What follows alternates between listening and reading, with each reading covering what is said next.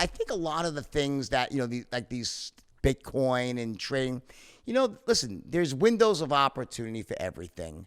What always scares me about Bitcoin is that, as much as I know about the government and how they detest money laundering, I just scratch my head and say, how would they allow this to become something that could so easily be used to launder money?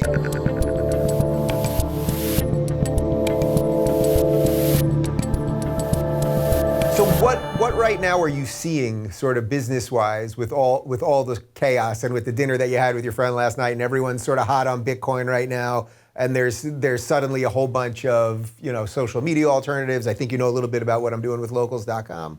There's like a whole bunch of stuff sort of appearing. Are there things that are really interesting you right now?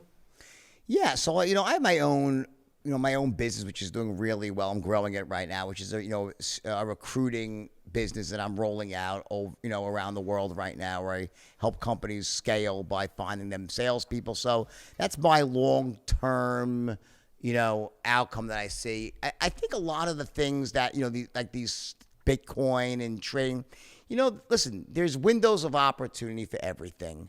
What always scares me about Bitcoin is that, as much as I know about the government and how they detest money laundering, I just scratch my head and say, how would they allow this to become something that could so easily be used to launder money? And it can. Like, I don't care what listen, I have a lot of friends that are really successful that love Bitcoin, and I have some that hate Bitcoin. And the ones that love Bitcoin, they're legitimate people and they're not scamming. They're just like, they like it. They have their reasons why. But I know enough about it. It's very easy to use Bitcoin to like hide money and do deals that would otherwise be much more difficult to do through the traditional banking system. So my point is, like, I just question. I'm not saying that's what Bitcoin is only used for, because it's not. But why would the government, it's my fear, is like the government say, we spent all this time trying to stamp out Switzerland and the Caymans. So all right, well, great. Let's just turn control over now to a system that we can't control. It doesn't make sense to me. The only thing that does make sense to me is if it's the government itself that released Bitcoin and they know everything. Like, it was actually the CIA or the government that's behind the whole thing. And like, go hide your money. It's great. And then like, they know where everything is. If that came out and say, aha, now it all makes sense, Now you're really going down the rabbit hole. Other than that, I think the technology itself of blockchain is really elegant. I think it's got a lot of uses, and I understand that Bitcoin is a lot of people that like it. And the more people, there's a network effect on that in terms of not so much for spending it, but there's a network effect of the more people that think it's worth something. I guess it really is in some respect. And then also that we always look at things from a purview of the United States and as having a stable currency. So, imagine if you're in a country, or let's say you're in Peru or somewhere, or Chile, or and that country, and the currency is devaluing, or Cuba, and it's almost impossible to have to be able to hold currency because it's not worth anything. They would usually use dollars, but Bitcoin is is an alternative. It's not very good for transaction.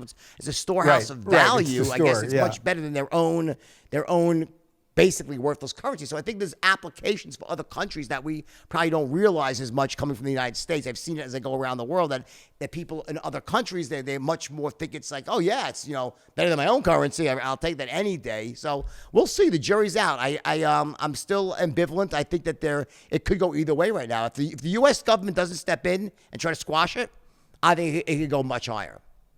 Do you think, despite the opportunity that we have right now because of the chaos, that just sort of generally the Biden administration with taxes and regulation and all that stuff is going to scare a lot of people from building the right businesses? What I think is that typically a president inherits what they got from the administration before them. So Biden will reap the rewards of Trumpism, and that will probably last for the first year or so, maybe two. And then the effects of Bidenism, whatever that might be, and the liberal policies will start to really take hold more in the second and third year and even fourth year of his term. So I think there's this really weird think like, administrations, they either get the credit or blame for things that really probably weren't much of their own doing. And my biggest thing is immigration. I don't get it. I just don't understand. I don't understand. There's no doubt the immigration system is broken. I have clients who are immigration lawyers, and so I really have a very good insight into immigration right now, really good insight. So I understand the system. It's terrible. It's broken. It needs to change. There's a lot of terrible things happening to illegal aliens that shouldn't be happening, that you probably would. I couldn't believe it until I actually saw it myself, that there are things that it wasn't like Trump's fault. It's been happening for a long time. It started under Obama. It got worse under Trump. But to let's say everyone could stay, it's insane. It's like it's pissing in the eye of every person that legally came here, as much as forgiving student loans is pissing in the eye of every person who went to school, borrowed money, and paid it back. It's like there's moral hazard here in this thing. And so, obviously the intelligent person would say, if I'm going to make no consequence for sneaking in, everyone's going to come and sneak in. If I make no consequence for not paying back student loans, no one's going to pay back their loans. So there's a huge issue with these things, and I think that the common theme that you and I think agree on is that about just personal responsibility for one's actions, and I think that's almost the underlying theme on the left is there's almost a lack of personal responsibility for one's actions and where one is in life at this moment. Where does just common sense fall into that? Because it's interesting when I listen to you, it's like I know you can go deep on all the business stuff and how to help people succeed and all that. But you just strike me actually more as just like a common sense guy, more than anything in a way. And that may be a Long Island thing too at some level, or like a Queens thing. I think common sense is much more easily shown when one isn't saddled with prejudices. I don't care about any of the social stuff on either side. I just don't. To me, I think people should just do and be what they want, and have I think a lot of the problems with both parties is they represent things that are so they're not there's politics and there's other things. I'm trying to say, and for me, I look at I think I see things really clearly because I don't care. I always say, I'm prejudiced against two types of people: lazy people and stupid people. Other than that, I love or hate everybody else equally, right? And I think there still is out there. There's a lot of prejudice. People have a lot of just a lot of they come into an idea with not looking at it from a level playing field.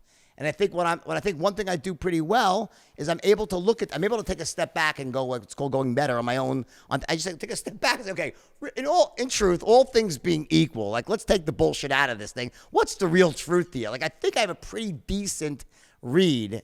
I guess everyone probably thinks that.